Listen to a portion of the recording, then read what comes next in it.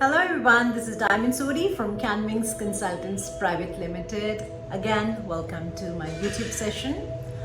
Few very important questions I'd like to take up with you. Will South Australia bring down its already very high criteria for nomination, or will it stay like this? Will the nominations be further available for those seeking offshore nominations? Will there be a revision in the occupation list on the 1st of July? And are the states and the Immigration Department of Australia going to continue to keep the processing slow, or are there any reasons behind the processing being slow? And finally, how about the 489 and the 491 visas? When are we going to get the results? We'll talk about all of this in this video. So let's get started with the first point. The first issue I'd like to discuss with you is with respect to South Australia. Now, a lot of you see South Australia as a state that has very high standards and expectations in terms of the eligibility of a client. Everybody perhaps now believes that South Australia would not be able to give nomination to any applicant who has work experience less than 8 years, who has at least proficient plus English, and so on. Please let me remind you, this is not so. This situation is absolutely temporary.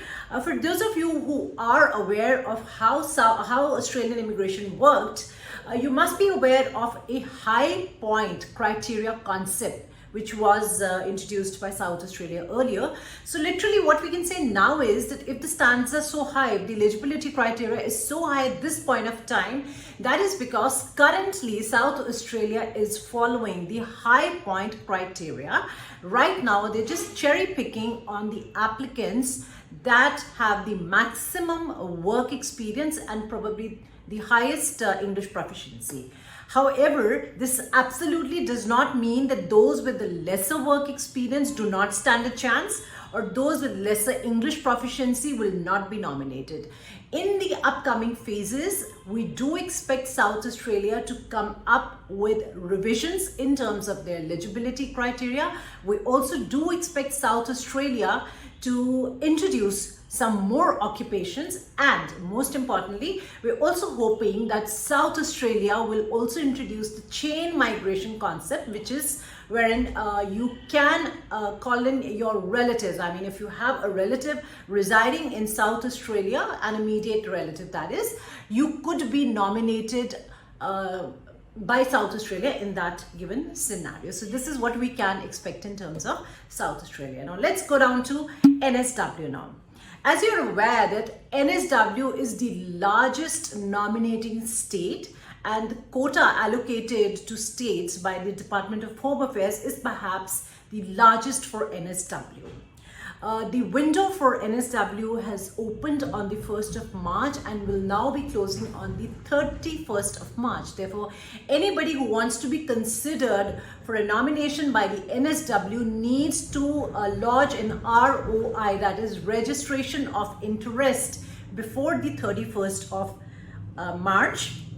Because the next window for NSW, according to the current rules, will be on the 1st of August. And the ROIs that have been lodged will be processed, of course, in the meantime. However, please let me tell you that if you're somebody who had earlier lodged an ROI for NSW, let's say in the January window intake, and you were not selected at that time, you were not given an invitation to apply for a nomination, you will need to re-lodge your ROI with the March intake. Do not think that the January applications will be taken forward. You will need to lodge a new ROI. So if you have not done it, please do it immediately. Now, a lot of you might be thinking that NSW and South Australia are perhaps the only two states that are currently offering nominations. The rest of the states are not really talking anything about offshore migration. So the reason behind it is that since the allocations of quotas by the DHA were given to states based on the scenario prevalent at that time. And what was the scenario prevalent at that time? The scenario was that the states were, the DHA was in doldrums as to whether the borders will open soon or not. At the time of allocation of the nomination quota, the DHA was not sure as to when the borders would open up. So obviously, the preference was given to the onshore applicants. More opportunities for nomination were made available for onshore applicants, and the DHA had restricted the offshore quota. Very limited quota was given to states to give nominations to those residing overseas. Therefore, some states have already declared, have already announced that we are done with our quota for the year 2021 and 2022. Therefore, they will not be entertaining any applications for the offshore nominations. However, this situation comes to an end on the 1st of July. On the 1st of July, the quota for 2022-2023 will come into place, and we this time do expect probably a double of what the usual quota is every year in order for Australia to make up for the deficit in the nominations that has happened during the COVID pandemic. Now, a lot of people probably are not aware that at this point of time, ever since the borders fully opened on 21st of February, there has been a surge in all sorts of applications. Not only have the number of applications for visitor visas gone up, the applications for skilled migration has also gone up. Because for some reason, people have this notion that if Australian borders are open, that means Australia immigration is open. If the borders are closed, that means the immigration is closed. So going with that notion, ever since the borders opened fully, people now realize, or probably now think, that the Australian immigration is open, and therefore they've started putting in applications for skilled migration. That is beginning with their skills assessment. Now, since there has been a surge in the applications, the processing times, even for the standard application, which is usually about 3 months, 10 to 12 weeks, it has gone up. The skills assessment bodies are taking longer to even come up with an assessment outcome. So much so, the skills assessment bodies that offer priority applications, priority processing, such as the VERSES. Now, I have seen that I've been trying to lodge some applications for priority processing, and on certain days, the priority processing happens to become unavailable. That is because the VERSES is flushed with applications, and they probably think they will not be able to deliver a priority processing result on time, which is why at times they're not even taking those applications.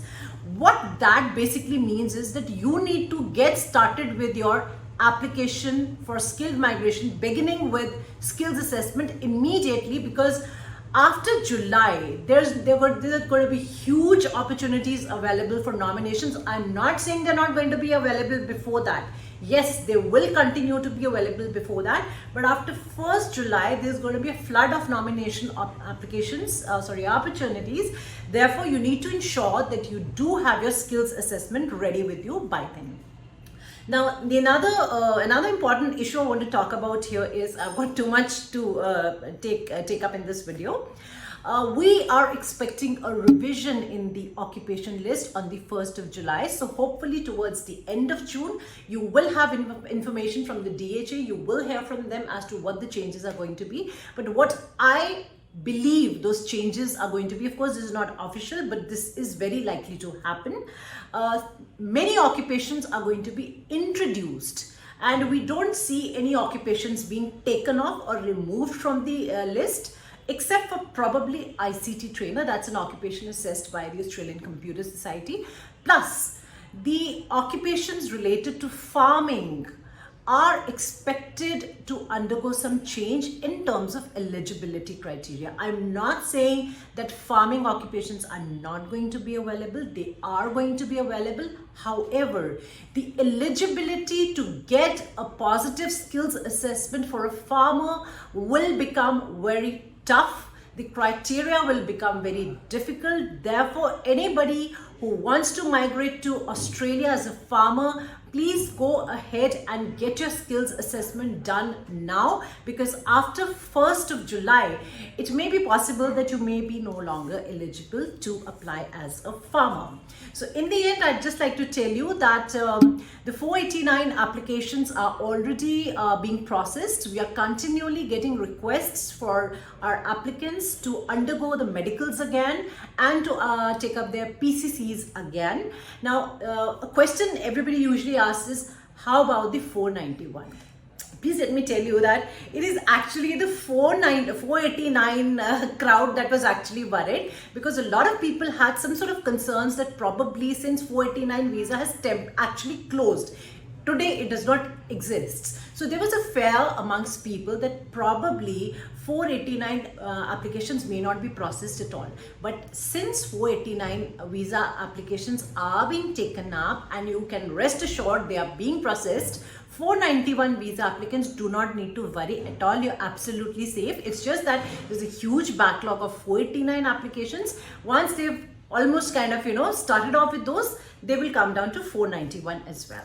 Now, just a quick reminder that our number remains 78498, 78498. A lot of you are probably referring to some information on the Google wherein some different numbers are given for different offices. We are in the process of updating those.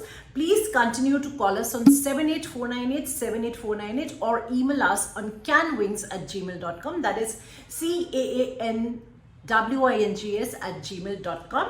We'll be happy to hear from you and give you free assessment eligibility advice. Please understand, it's free assessment eligibility advice. We don't charge you for counseling, of course. So until next time, goodbye, take care, and see you soon.